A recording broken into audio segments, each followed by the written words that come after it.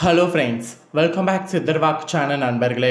எனக்கு இந்த வீடியோவில் பார்த்தீங்கன்னு வச்சுக்கோங்களேன், மிக மிக முக்கியமான ஒரு ஜோதிட வாக்கை தான் இப்போ இந்த வீடியோவில் அதிரடியாக பார்க்க போகிறோம். அதாவது ஜூலை மாதத்துடைய வரக்கூடிய 5ஆம் தேதி மிக மிக முக்கியமான ஒரு எச்சரிக்கையான நாளுங்க. அன்றைய நாள் என்ன எச்சரிக்கையான நாளுன்னு கேட்குறீங்களா? அன்று ஆணி மாத அமாவாசையானது வருது. இந்த அமாவாசைக்கு பிறகு கிரகநிலைகளோட அடிப்படையில் மிகப்பெரிய மாற்றமானது ஏற்படும். அந்த மாற்றத்தினால ஒவ்வொரு ராசிக்காரங்களுக்கும் வாழ்க்கை மாறப்போகுது.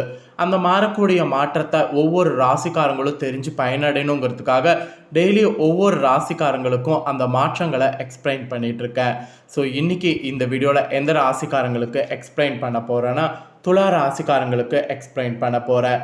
ஆல்ரெடி மேச ராசியிலேருந்து கன்னிவாரி இருக்கக்கூடிய ராசிக்காரங்களுக்கு தனித்தனியாக வீடியோ போட்டிருக்கேன். இந்த வீடியோவில் துலா ராசிக்காரங்களுக்கு எக்ஸ்பிளைன் பண்ண போகிறேன். துலா ராசிக்காரங்க வீடியோ பார்த்துட்ருக்குறவங்க வீடியோ ஸ்கிப் பண்ணாமல் பாருங்கள். உங்கள் ராசிக்கு இந்த அமாவாசைக்கு பிறகு தலையெழுத்து எப்படி இருக்கும் அப்படிங்கிறத தெரிஞ்சுக்குங்க. அதுக்கு முன்னாடி இந்த ஆணி அமாவாசை என்ன அளவுக்கு சிறப்பு இருக்குது, இந்த ஆணி அமாவாசையில் என்ன மாதிரியான பலன் நமக்கு கிடைக்கும் அப்படிங்கிறத முதல்ல தெரிஞ்சுக்குங்க. ஆணி அமாவாசையுடைய சிறப்புகளையும் ஆணி அமாவாசையில் முன்னோர்களுக்கு தர்ப்பணம் செய்து வழிபட்டால் நமக்கு கிடைக்கக்கூடிய பலன்களையும் ஃபஸ்ட்டு இப்போ நாம் பார்க்கலாம் வாங்க. ஆணி மாதங்கிறது இறை வழிபாடு மேற்கொள்ளத்தக்க ஒரு சிறப்பான மாதமாக கருதப்படுது. இந்த ஆணி மாதத்தில் வரக்கூடிய அமாவாசை தினத்தில் தர்ப்பணம் தந்து நமது முன்னோர்களை வழிபடுவதால் குடும்பத்தில் சுபிட்சமானது ஆட்டோமேட்டிக்காக பெருகும். அதுதான் ஒரு உண்மை. பொதுவாக திருவாதிரை நட்சத்திரத்தில் வரக்கூடிய அமாவாசை நாளில் முன்னோர்களுக்கு தர்ப்பணம் செய்வதன் மூலம் முன்னோர்களுக்கு 12 ஆண்டுகள் தர்ப்பணம் செய்த திருப்தியானது நமக்கு கிடைக்கும். மறைந்த முன்னோர்களுக்கு முறையாக பித்ரு பூஜை செய்தால் ஜாதகத்தில் உள்ள எப்பேற்பட்ட தோஷங்கள் நிச்சயம் அகன்றுவிடும். இதுதான் ஒரு உண்மை. சூரியன் மிதுன ராசியில் பிரவேசிக்கக்கூடிய மாதம் ஆணி மாதம். அந்த வகையில் வெள்ளிக்கிழமை ஆணி மாத அமாவாசை பிறக்குது. மேலும் ஆணி மாதம் இறை வழிபாடு மேற்கொள்ளத்தக்கக்கூடிய ஒரு சிறப்பான மாதமாக இருக்கிறதுக்கு இன்னொரு ரீசனே இந்த ஆணி அமாவாசை தான். இந்த ஆணி அமாவாசை தினத்தில் தர்ப்பணம் தந்து உங்கள் முன்னோர்களை வழிபட்டிங்கன்னா குடும்பத்தில் பல தடைகள் நீங்கி சுபிட்சங்கள் பெருகும்.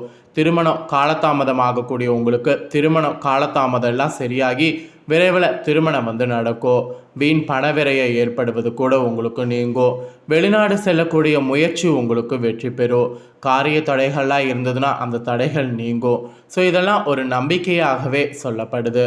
ஸோ இந்த ஆடி மாத அமாவாசையில் முன்னோர் வழிபாடு செய்தால் இத்தனை வகையான பலன்கள் உங்களுக்கு கிடைக்கும் என்று சொல்லப்படுது.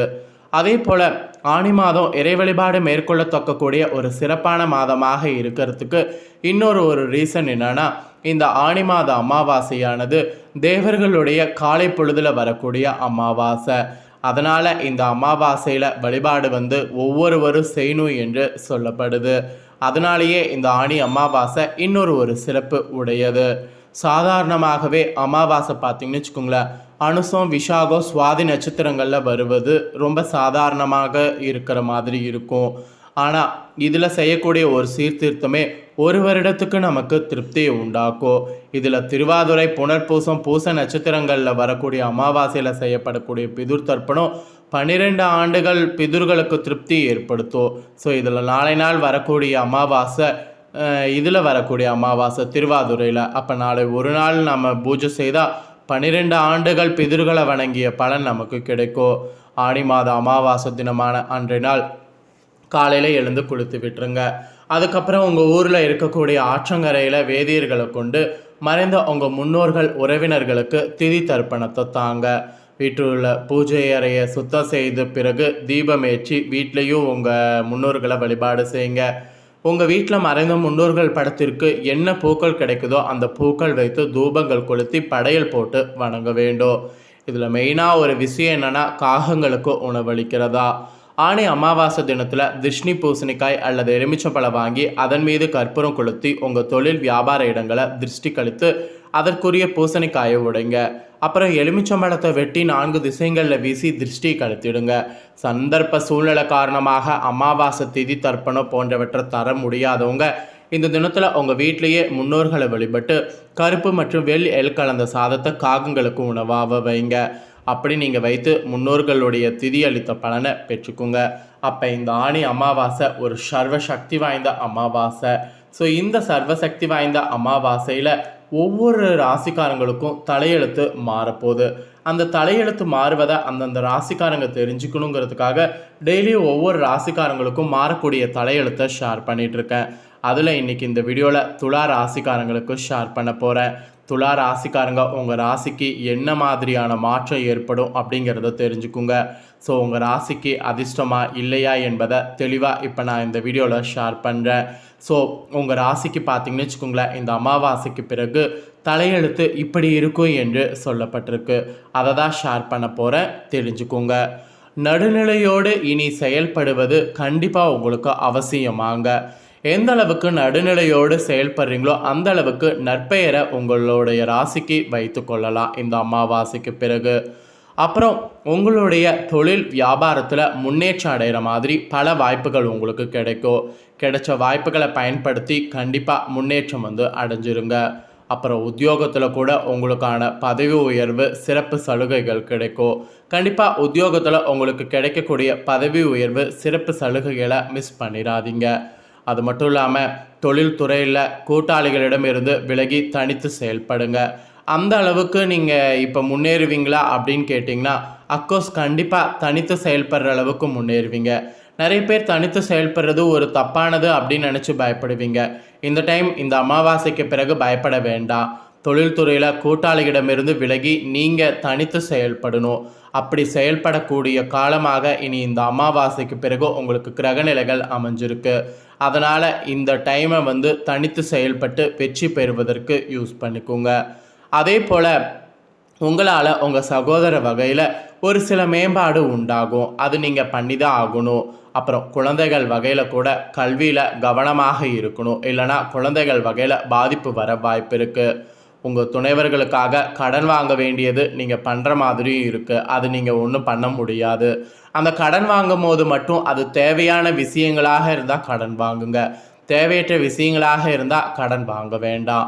அப்புறம் உங்களுடைய பூர்வீக சொத்தில் வெள்ளங்கள் இருந்தாலும் உங்களுக்கு சாதகமான தீர்ப்பு வரும். அதுக்கான முயற்சி இப்போ செய்யுங்க, ஒன்றும் பிரச்சனை இல்லை. அப்புறம் தந்தை வழி பட்டண செலவுகள் செய்ய நேரிடும். அதாவது தந்தை வழி பட்டணம்னா தந்தை வழியில் ஒரு சில ஏற்றத்தாழ்வுகள் அவங்களுக்கு நீங்கள் செலவுகள் செய்கிற மாதிரி சூழ்நிலை வரும். இந்த அமாவாசைக்கு பிறகு உங்கள் தந்தையுடைய உடல் ஆரோக்கியத்தில் கொஞ்சம் கேர்ஃபுல்லாக பார்த்துக்கோங்க. அவங்க பண்ணக்கூடிய செயல் உங்களுக்கு பாதிப்பு செலவுகளை ஏற்படுத்தும்னு சொல்லப்பட்டிருக்கு. அதனால் அவங்க பண்ணக்கூடிய செலவுகளை கொஞ்சம் பார்த்து நிதானமாக பண்ணுங்க என்று அறிவுறுத்துங்க. அப்புறம் காதலர்களாக இருக்கக்கூடிய உங்களுக்கு உங்களுடைய இடையே இருந்த மனக்கசப்பு நீங்கும்.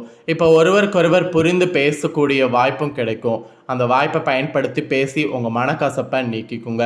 இரும்பு சம்பந்தமான தொழில் புரிகிறது நீங்கள் தாராளமாக இப்போ பண்ணலாம். அதெல்லாம் பண்ணிங்கன்னா உங்களுக்கு எந்த ஒரு பாதிப்பும் கிடையாது. அப்புறம் நீங்கள் பழைய வாகனங்கள்லாம் வைத்திருந்தீங்கன்னா அதை விற்று வாகனங்கள் புதுசாக வாங்குறதா இருந்தால் இந்த அமாவாசைக்கு பிறகு வாங்கலாம். சிலர் நீங்கள் பழைய வீட்டை புதுப்பிக்கிறது அந்த மாதிரி கூட இந்த அமாவாசையில் செய்யலாம். இந்த அமாவாசை உங்களுக்கு அதுக்கெல்லாம் அதிர்ஷ்டமாக இருக்குது, தாராளமாக செய்யலாம். ஸோ இந்த அமாவாசைக்கு பிறகு கவனத்தோடு செயல்படணும். நிறைய எல்லா காரியங்கள்லையும் திட்டமிட்டு செய்யணும். திட்டமிட்டு செய்யக்கூடிய காரியங்களே சில டைம் நடக்காது. அதனால் திட்டம் இல்லாமல் எந்த காரியமும் செய்யக்கூடாது. திட்டமிட்ட காரியங்கள் உங்களுக்கு எல்லாமே தடையே இல்லாமல் நடக்க நீங்கள் இந்த அமாவாசைக்கு பிறகு ஒரு பரிகாரம் பண்ணணும். அது என்னங்கிறத சொல்கிறேன், அதை தெரிஞ்சுக்குங்க. பரிகாரம் என்னென்னா, காலையில் எழுந்து ஸ்ரீரங்க ரங்கநாதரை வணங்கி செயல்களை நீங்கள் ஸ்டார்ட் பண்ணும் ஒவ்வொரு நாளும். அந்த மாதிரி இந்த அமாவாசைக்கு பிறகு ஒவ்வொரு நாட்களும் நீங்கள் செயல்பட்டிங்கன்னா கண்டிப்பாக உங்களுக்கு நல்லது நடக்கும். ஸோ இதுதான் உங்களுக்கு பரிகாரமாக சொல்லப்பட்டிருக்கு. இந்த பரிகாரத்தை துலா ராசிக்காரங்க செய்துடுங்க. ஸோ இந்த வீடியோவில் அமாவாசைக்கு பிறகு என்ன மாதிரியான தலையெழுத்து உங்கள் ராசிக்கு மாறும் அப்படிங்கிறத டீட்டெயிலாக ஷேர் பண்ணிட்டேன். ஷேர் பண்ணதை உங்கள் ராசியில் பிறந்தவங்க அத்தனை பேரும் இந்த வீடியோவில் தெரிஞ்சிருப்பீங்க. ஸோ தெரிஞ்சுக்கிறதுக்கேற்ப நடந்து பலனடைங்க. ஸோ இந்த வீடியோவை இப்போ நீங்கள் பார்த்து முடிச்ச உடனே இதை லைக் பண்ணி உங்கள் ஃப்ரெண்ட்ஸ் ஃபேமிலிக்கு ஷேர் பண்ணுங்கள். உங்கள் ஃப்ரெண்ட்ஸ் ஃபேமிலி இருக்கிறவங்களும் வீடியோ பார்க்கட்டும். அவங்களும் அவங்களோட ராசி துலா ராசியாக இருந்ததுன்னா இந்த தாள்களை தெரிஞ்சு இதற்கேற்ப நடந்து இந்த அமாவாசைக்கு பிறகு பலனடையட்டும்.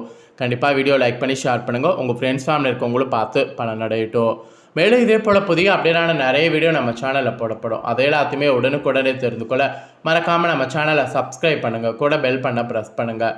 ஃபஸ்ட் டைம் பார்க்குறவங்க, சப்ஸ்கிரைப் பண்ணாமல் இருக்கிறவங்க சப்ஸ்கிரைப் பண்ணி பெல் பண்ண ப்ரெஸ் பண்ணி வச்சுக்கிட்டிங்கன்னா இனி நான் போகிற மற்ற அப்டேட்டான எல்லா வீடியோஸும் உடனுக்குடனே தெரிந்து கொள்ளலாம்.